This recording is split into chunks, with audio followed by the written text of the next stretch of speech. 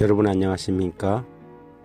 말씀으로 하루를 여는 천수답의 새벽 묵상, 오늘은 사무엘하 6장을 함께 묵상합니다. 여호와 앞에서 뛰놀고 춤을 춤. 세미나리에서 공부할 때 그곳에 무려 약 40개국에서 온 학생들이 함께 예배를 드렸습니다. 국가별로 특별한 찬양 예배를 드릴 때 알게 된 사실은 유독 한국 사람들만이 찬양할 때 부동 자세로 부른다는 것입니다.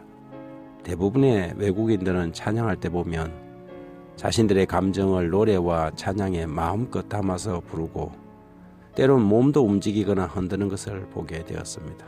특별히 아프리카 사람들은 다른 나라 사람들에 비해서 훨씬 흥이 많고 거의 춤을 춥니다.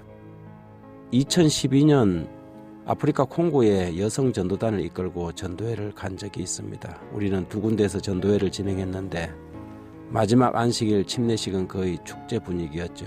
한 영혼이 하나님께로 돌아올 때 우리는 하나님 앞에서 손뼉을 치고 춤을 추고 노래를 불렀습니다. 다윗은 왕국이 안정되고 외적의 침입에서 해방되자 그의 마음속에 있던 일을 진행했는데 그것은 오랫동안 기럇 여아림에 머물던 법궤를 모셔오는 것이었습니다. 중간에 하나님의 명령에 대한 불성실로 인해 우사가 죽는 사건이 벌어졌지만 다시 3개월 후에 오벳 에돔의 집에서 다시 법궤는 제사장들의 어깨에 매여서 다윗성으로 옮겨오게 되었지요.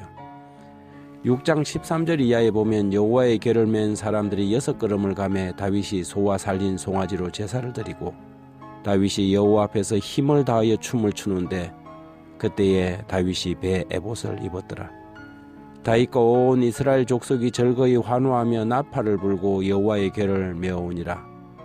여호와의 궤가 다윗성으로 들어올 때 사울의 딸 미갈이 창으로 내다보다가 다윗 왕이 여호와 앞에서 뛰놀며 춤추는 것을 보고 그 심중에 그를 업신여기니라. 하나님의 법궤를 옮겨오는 것은 다윗에게 큰 기쁨이었습니다. 그는 즐거운 마음으로 여호와 앞에서 힘을 다하여 춤을 추었지요. 다윗은 원래 흥이 많고 음악을 사랑하는 인물입니다. 그는 사울을 위하여 수금을 타던 하프 연주가였지요.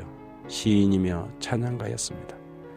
그는 법궤를 모셔오면서 배 에봇을 입고 하나님의 은혜를 생각하며 힘을 다해 춤을 추었습니다. 그러나 그런 다윗의 모습을 전혀 다른 마음으로 바라보는 사람이 있었는데 그녀는 다윗의 아내 미갈이었습니다. 16절에 보면 여호와의 궤가 다윗성으로 들어올 때에 사울의 딸 미갈이 창으로 내려보다가 다윗 왕이 여호와 앞에서 뛰놀며 춤추는 것을 보고 심중에 그를 업신여기니라. 그녀는 다윗의 이런 행동을 이스라엘 왕이 오늘 어떻게 영화로우신지 방탕한 자가 염치 없이 자기 몸을 드러내는 것처럼 보였다고 다윗을 비난하였습니다.